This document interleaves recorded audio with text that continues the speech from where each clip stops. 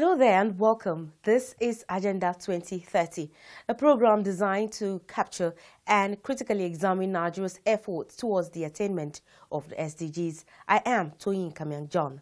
Agenda 2030. As a successor framework for the Millennium Development Goals, the global community rolled out a bigger, deeper, and more encompassing framework called the Sustainable Development Goals, designed to transform our world, lift the poor out of poverty, as well as ensure inclusive and healthy society. On Agenda 2030, we take you on a media trip to the global destination of the future we want. With everyone on board, we focus on the people and their struggle, the civil society and their agitations, the government and her development effort, the global development agenda, its 17 goals and 169 targets. We bring you all the deliberations, insightful conversations and high-level partnerships on the road to global destination. Agenda 2030, showing on this channel. Agenda 2030, leaving no one behind.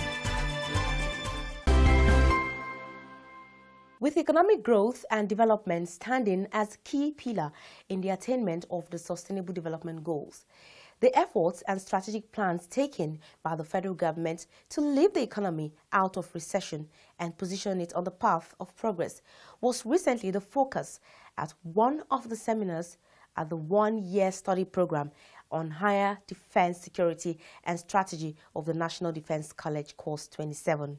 The seminar was part of the block on economy and finance with the theme Economic Diversification and National Development. In a paper titled Achieving United Nations Sustainable Development Goals in Nigeria, Economic Recovery and Growth Plan 2017 to 2020 in Perspective, the Senior Special Assistant to the President on SDGs, Princess Adejoke Orilokwe Adefulire, revealed that while the economic recession remains one of the most trying periods of the Buhari administration, the tact and doggedness of the government in implementing the ERGP must be commended as the needed antidote for the swift revamp of the economy. United Nations Sustainable Development Goals and Nigerian government efforts at achieving sustainable development goals. More importantly, examine the Economic Recovery and Growth Plan, ERGP 2017 to 2020, as part of national strategy to integrate dimensions of SDG in national and sub-national development plans. The presidential aide also highlighted the linkages between the country's development plans and the Global Sustainable Development Goals, which she said has been effectively mainstreamed for positive impact.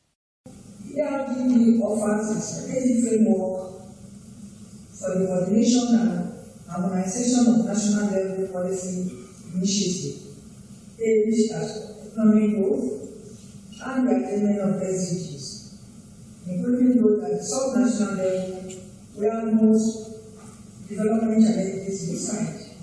Participants and discussants at the seminar also gave their perspective. If we are able as a country to achieve the SDGs, then what we have been able to do is to enunciate the right kind of development. A people-oriented, pro-poor, inclusive, equitable development. The ERGP is consistent with the aspirations of the SDGs, given that the initiatives address its three dimensions, which are economic, social, and environmental. No doubt, the ERGP is a response mechanism, not essentially a strategic document as it is because of the opinion that can free, and that which is expected from the executive. President Muhammadu Buhari's administration believes in the inalienable rights of journalists as a fourth estate of the realm and recognizes the right of all journalists to receive, hold, and disseminate information. This was the position of the Senior Special Assistant to the President on SDGs, Princess Adejoke Orilokwe Adefulire, when she spoke at an interfaith conference organized to commemorate the 2018 edition of the International Day to End Impunity for Crimes Against Journalists. The presidential advisor, who also revealed that the government recognizes the role of journalists in building of a just and egalitarian society.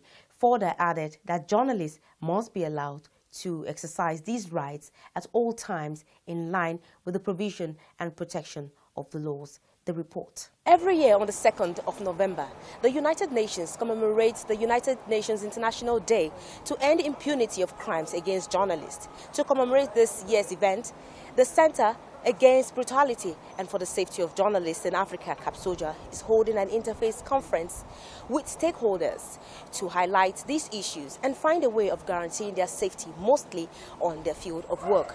This conference is also timely as the general elections in Nigeria draws closer and the safety of journalists during the period is essential. It may also interest you to know that the safety of journalists is also embedded in one of the Sustainable Development Goals, SDGs, which is Goal 16, and also in Goal 8, which is promoting decent working environment for journalists. These are some of the issues and more this conference seeks to address. The International Day to End Impunity for Crimes Against Journalists is a global call for action in line with the United Nations Plan of Action on the safety of journalists and the issue of impunity.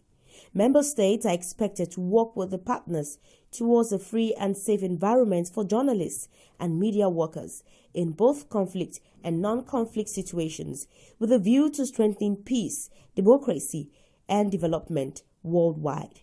This position is further strengthened by the targets of SDGs Goal 16, which aims to promote peaceful and inclusive societies for sustainable development, provide access to justice for all, and build effective, accountable, and inclusive institutions at all levels. Specifically, Target 10 of SDG Goal 16 provides that countries should ensure public access to information and protect fundamental freedoms in accordance with national legislation and international agreements. Yeah, with a campaign like this, we are optimistic that there will be a reduction in the impunity. Of course, it was going very, very high. That was why the United Nations came up with a treaty for us to be able to mark a day like November 2nd every year.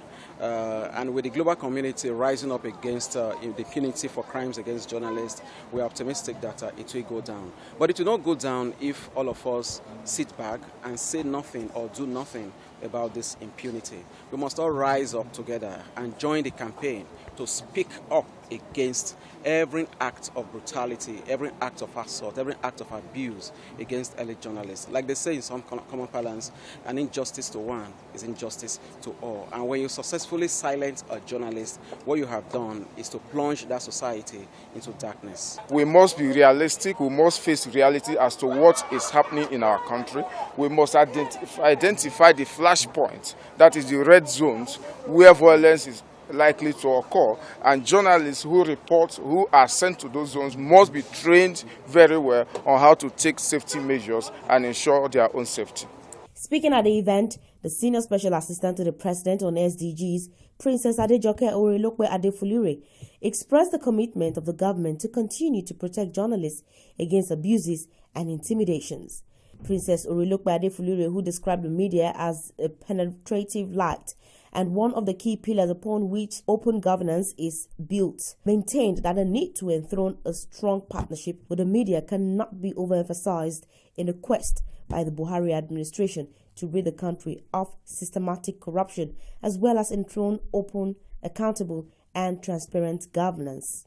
Target 10 of SDG Goal 16 provides that countries should ensure public access to information and to protect fundamental freedoms in accordance with national legislation and international agreements. Our President Muhammadu Buhari administration believes in the inalienable right of journalists as the fourth estate of the realm. The 1999 Constitution also recognizes the rights of all journalists to receive, to hold, to disseminate information, and they must be allowed to exercise this right at all times in line with the provision and protection of the laws. In a keynote address titled Safety of Journalists in Election Coverage, Issues, Challenges and Perspectives, The former Inspector General of Police, Dr. Solomon Arase, advised journalists to imbibe safety tips in their coverage of the 2019 general elections. He said most times journalists are in a hurry to report stories at the expense of thorough investigations and fact checks.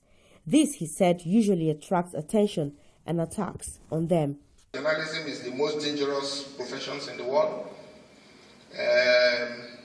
When you go to the war front, you cover communal and religious crises, political campaigns or electoral process, journalists exposed to politicians and their talks. As much as possible, journalists should endeavor to move in groups to prevent attacks and should avoid the coverage of polling units in remote areas, except under protection of well-armed security personnel. Where possible, media organizations should take out special insurance cover. It is very, very important that you take out insurance cover for journalists on election duty to indemnify them for their dependence from losses and injuries they may suffer during attacks or in case of deaths. National President of the Nigeria Union of Journalists, Chris Isiguzo, also enjoined journalists to avoid being partisan in their report to avoid unnecessary harassment. Journalism should be practiced with responsibility. Hence, we should be mindful of the ethics of our profession at all times, as this has the capacity to minimize friction and attacks on journalists in coverage of conflict and non-conflict situations, especially elections. The Minister of Information, Culture and National Orientation, Lai Mohammed, who was represented by the Managing Director of the News Agency of Nigeria, NAN, Bayo Onanuga, also echoed the commitment of the government to ensure the protection of journalists and indeed all Nigerians at all times. Let us stick to the rules of our profession. Going forward, let's write the truth, but that's what you set us free. That is what we are going to use as evidence in the court that what I've written is the truth. I'm not going to withdraw it. But if you don't write the truth, if you just engage in all this fake news industry, it will not be to the interest of our profession. Other participants at the event also gave their perspective. According to the 2017-2018 edition of UNESCO World Trends in Freedom of Expression and Media Development Report, attack against and harassment of women journalists, particularly online platforms, have increased. We must urgently address the specific threats which face women journalists and which ultimately extend to the journalistic profession as a whole. Nigerian presence pays enormous price to unite Nigeria, to make Nigeria livable, to keep Nigeria together, even to free Nigeria right from the colonial days. That is our tradition. That is our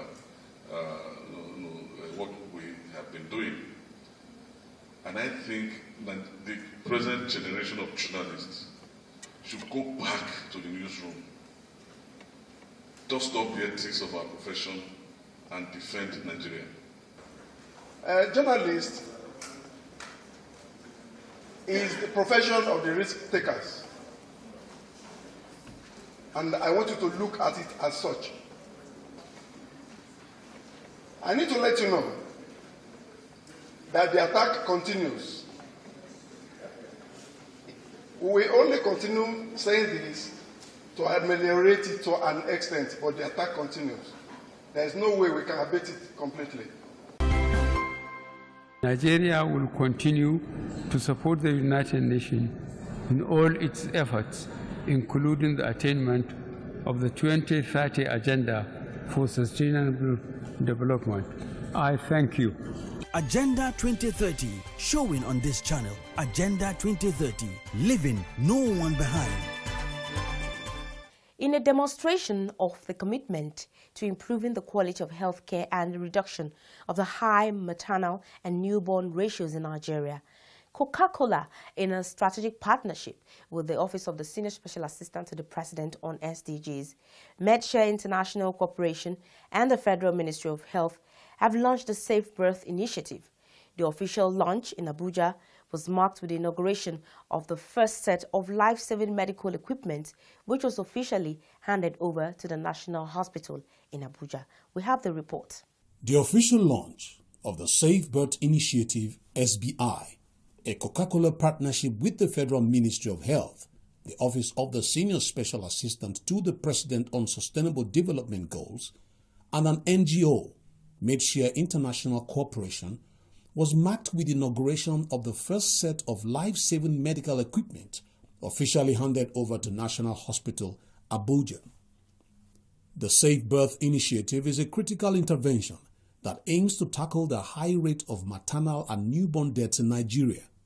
The initiative is focused on supporting doctors and nurses to achieve successful birth outcomes by strengthening the capacity of target public hospitals in 3 critical areas.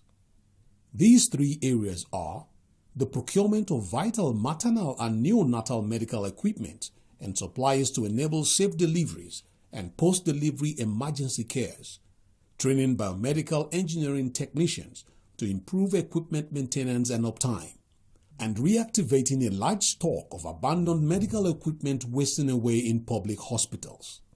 The first phase of the initiative is currently underway and will be implemented across 15 major public hospitals recommended by the Federal Ministry of Health, who will receive hospital equipment, kits, and supplies with a total conservative value of about $10.8 million, that is 3.8 billion naira.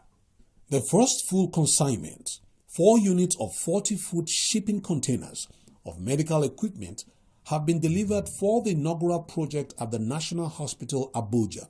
Consignments for federal medical centers in Ibutemeta and Owerri and the General Hospital Alimosho, Lagos, are scheduled to arrive in the coming weeks, while needs assessments are currently ongoing at other approved hospitals to determine their specific requirements. The equipment was formally handed over at a special event at the National Hospital, Abuja. The business unit president, Coca-Cola West Africa, Peter Njojo, gave reasons for the intervention. We recognize that there are many factors responsible for the very high maternal and newborn deaths, and this will require different skills and levels of intervention. And we want to support the untiring efforts of our hardworking doctors, midwives, and nurses who battle against great odds in our public hospitals to manage life-threatening complications affecting mothers and newborns. We have therefore structured the Safe Birth Initiative to help address the inadequacy of vital life-saving equipment, kits, and supplies for maternal and newborn care in our public hospitals through the SBI program. According to the National Demographics and Health Survey, NDHS 2013, Nigeria loses as many as 576 women per 100,000 childbirths and 37 newborn deaths per 1,000 live births, placing the country among the worst ratios for both maternal and newborn deaths globally. The Honorable Minister of Health, Professor Isaac Adewale, noted that all hands must be on deck to reverse the trend. We must reduce maternal mortality in Nigeria. And as taught by Professor Ladipo said, our women are not disposable. And I will never forget that, Professor Ladipo. They are not syringes and needles that you use and throw away. And so we said we will do an accelerated reduction of maternal mortality in Nigeria. 6 of our states have the worst maternal mortality rate you can find anywhere. And so we launched a program, and that report was submitted to us, and we are happy today that we are fast-tracking the implementation. So Coca-Cola, we thank you for making our women safe and keeping them alive, and we are putting effect to the statement that they must not die while giving life. Princess Adejoke Orelope Adefulure, Senior Special Assistant to the President on SDGs, who viewed the intervention as one of the gains of the private sector advisory group for SDGs in Nigeria, maintained that no woman should die giving birth and every child should be given the opportunity to live.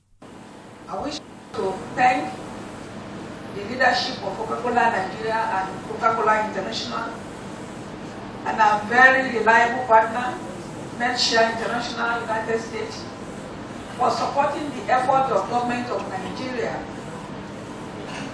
on this very important initiative, the Safeguard Initiative. What we have done is demonstration of strong commitment to our national development priorities and 2030 agenda for sustainable development.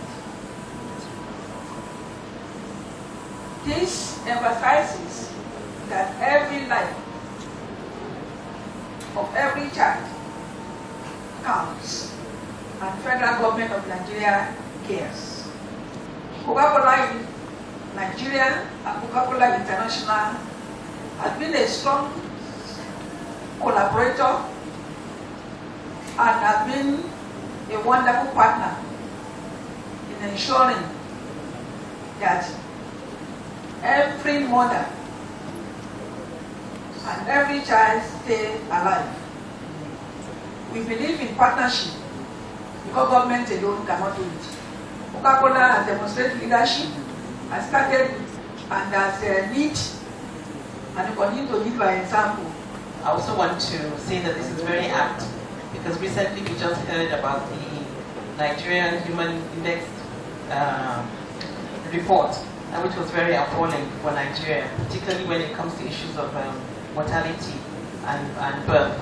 So this initiative will be definitely a bonus. I also want to commend the partnership because the federal government is into PPPs, and this triangle that you have certainly will ensure sustainability as well as build capacity for people.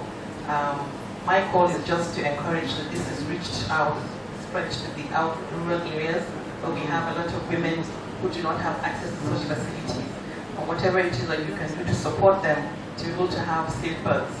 It will be a welcome development. We are here today, having received 4 container loads of equipment and consumables. In this respect,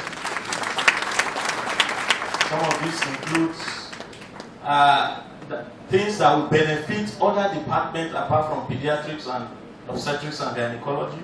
Anesthesia will benefit from 10 new ICU beds, 4 ventilators, 4 monitors. Pediatrics already is benefiting from incubators, resuscitators, infusion pumps, and so on. Radiology from ultrasound, emergency unit from monitors and defibrillators.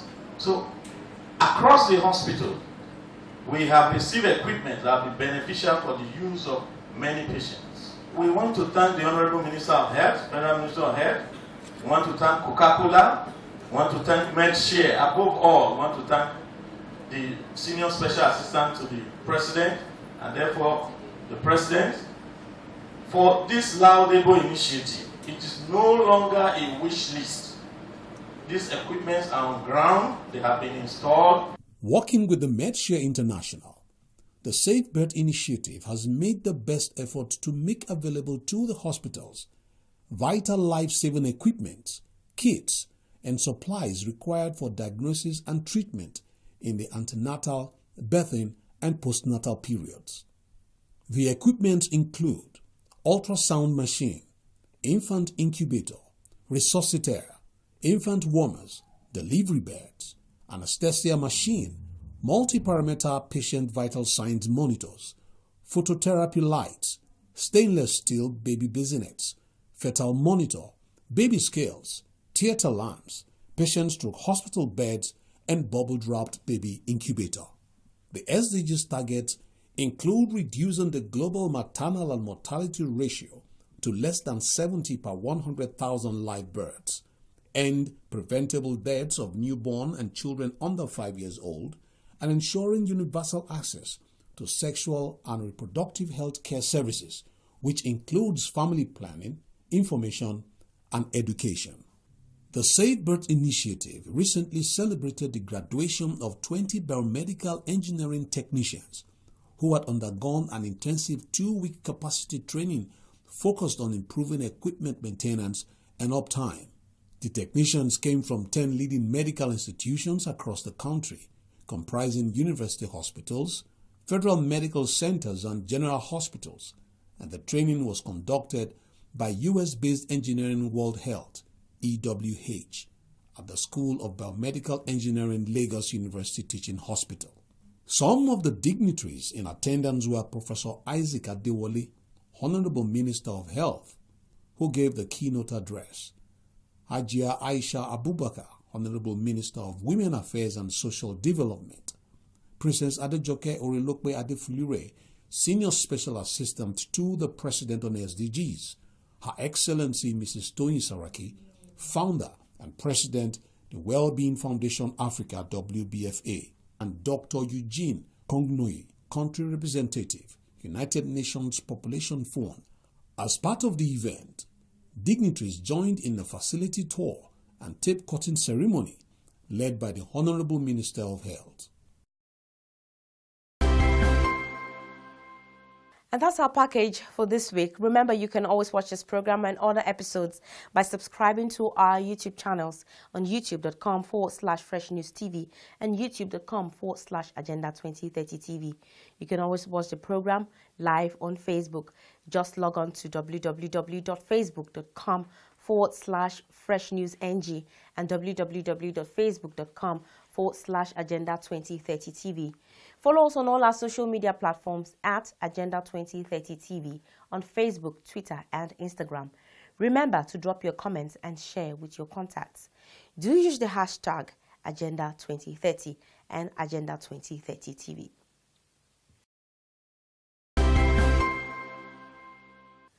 Thank you very much for being part of the program this week. We will see you again next week. Until then, bye. I am Toyin Kamian John.